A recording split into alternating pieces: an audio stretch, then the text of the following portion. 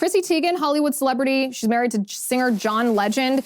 She announced that she had hired a surrogate to carry her fourth child. Now, I'm gonna read what she posted on Instagram first, and then talk a little bit about what a hot button topic surrogacy is, but why we as conservatives, not just Christians, this isn't even a religious thing, why we as conservatives need to start speaking out against surrogacy. So this is what Chrissy posted on Instagram. She said, "For as long as I can remember, I've always wanted 4 children. As a little girl, 2 glowworms and 2 Cabbage Patch dolls were perpetually in my arms, helping me stir in my pretend kitchen, watching Alf with me. We'd sleep together nightly, each getting the same amount of kisses as to not make the others jealous. My mom always searched for the pound puppy with 4 pups in her pouch, having no qualms about opening and peeking inside before purchasing." That sounds cute, right? Chrissy goes, "After losing Jack, I didn't think I'd be able to carry any more babies on my own." Now, for those of you who don't know, Chrissy Teigen lost her son Jack at, I believe, 20 to 23 weeks. It was just before viability. She had some kind of uterine rupture or placental abruption, I think it might have been, and she tragically had a stillbirth and lost her son Jack. She posted pictures of it online, which is how I know about it and how millions of other people know about it. It was heartbreaking. I remember sitting there and crying for Chrissy Teigen and saying prayers for her because it's every mother's worst nightmare to lose her child. She shared this with the world, which was actually an incredible testimony to the humanity of her unborn child, which of course caused backlash from the pro-abortion crowd. They were like, actually, Chrissy Teigen had an abortion to save her life, when she did not. She had a placental abruption, which results in the death of her child. She was hemorrhaging and bleeding out, and that caused her child to die. That's not the same as an abortion, but it was a very heartrending thing that Chrissy Teigen shared with the world. So she goes on in this Instagram post to say, "To be honest, I personally blocked out a lot of my mindset during that time, but one clear memory is being surrounded by people who wanted to make sure I wouldn't go through that pain and loss again." So in 2021, we reached out to a surrogacy agency with our first correspondence inquiring about perhaps having 2 tandem surrogates to each bring us a healthy baby boy or girl, twins kinda.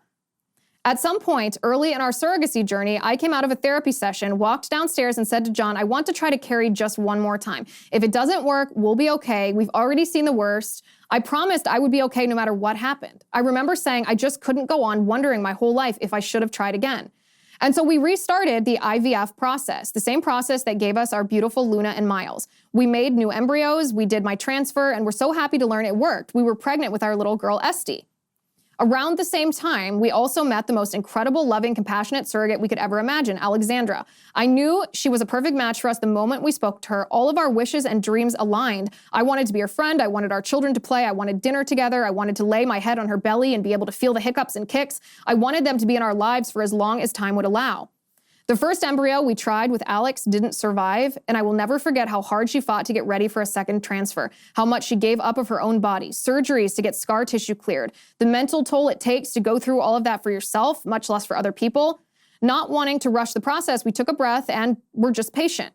I laid around, Chrissy wrote, enjoying the first trimester of my pregnancy, with, of course, a little bit of fear that isn't any different from any other expecting couple. As we crept toward the safe zone of my own pregnancy, we were overjoyed to learn Alexandra had become pregnant with a little boy.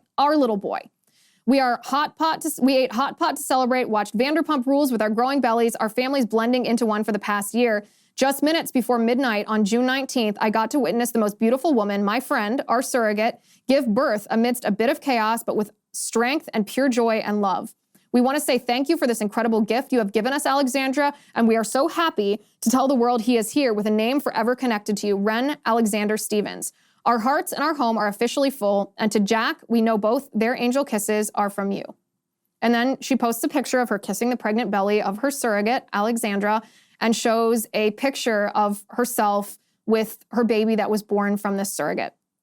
Now, at first glance, this seems like a very touching tale.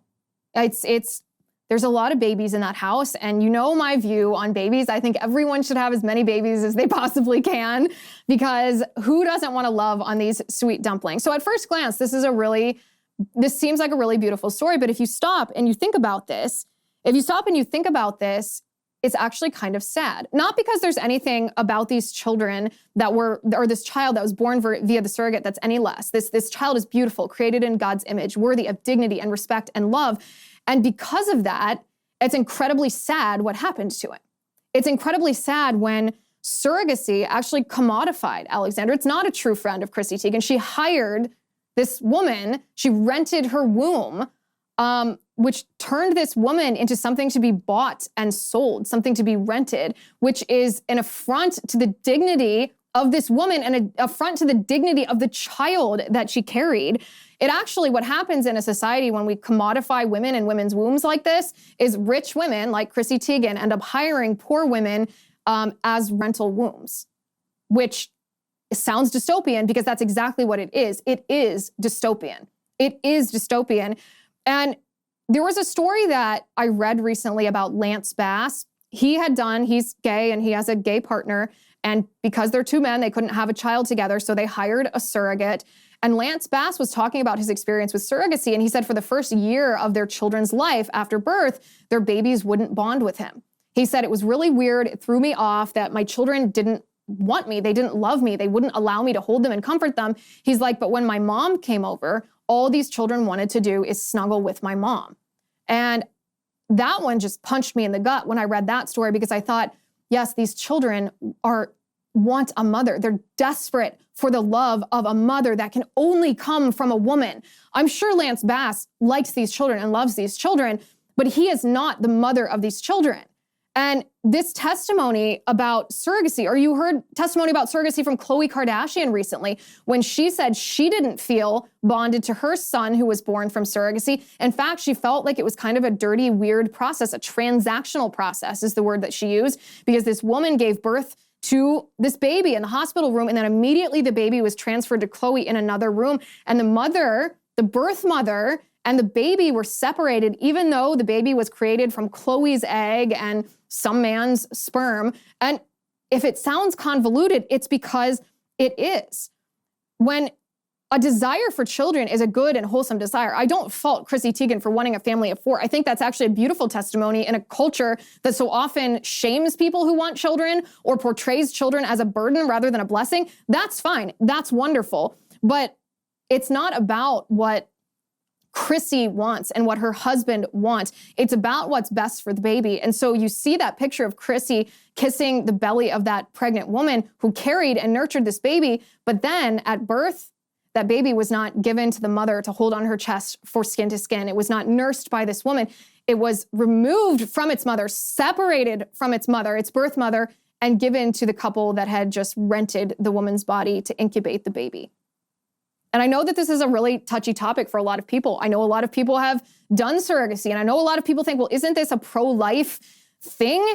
To be able to use science and technology to enable more people to have more babies, isn't this life-affirming? And the answer to that is no, it's not. It reduces women to just things that can be vessels that can be bought and sold, and it harms the child. Hi guys, it's Liz Wheeler. Don't forget to watch my show, The Liz Wheeler Show, every night at 7 p.m. on the First TV. You can download the free First TV app, or you can visit thefirsttv.com/Liz and start watching today.